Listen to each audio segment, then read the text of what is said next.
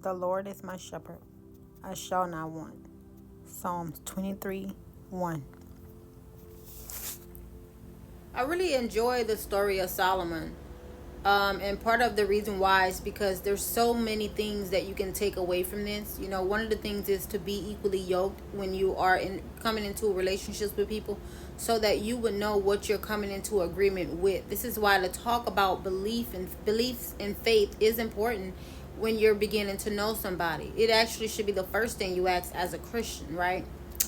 Another thing about this story is that, in our world, like in our society, in our culture today, we're like one wife, that's all you need, right? And the Bible does talk about that, but God actually did not condemn Solomon for taking multiple wives and having multiple concubines.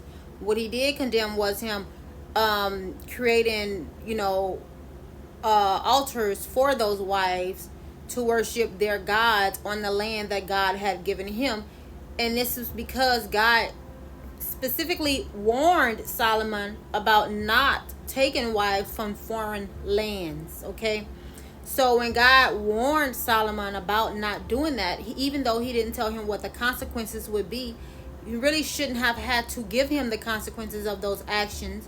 Just like I don't have to give my niece the consequences of her actions. I'm raising her. She should just listen, right? Same you probably feel for your kids. You're raising your kids. You take care of them. You shouldn't have to give them the consequences of their actions if they don't listen. They should just know. You said don't do it. Don't do it. Why? Because you're supposed to respect your elders, right? God is our creator. We respect God as our head, right? Your kids respect you as their head, and they should also respect God as their number one head, right?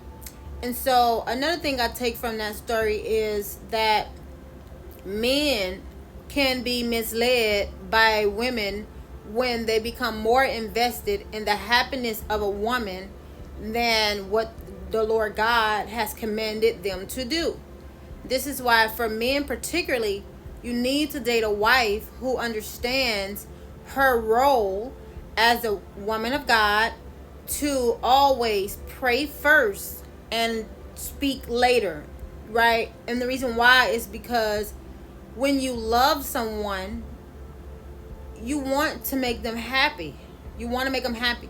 And it's very easy for the enemy to use the people that you love to cause confusion and to get you off track.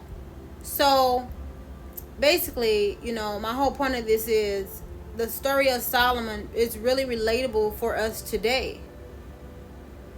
And we just have to come into this place of, if God blesses you, you don't go and play in the world.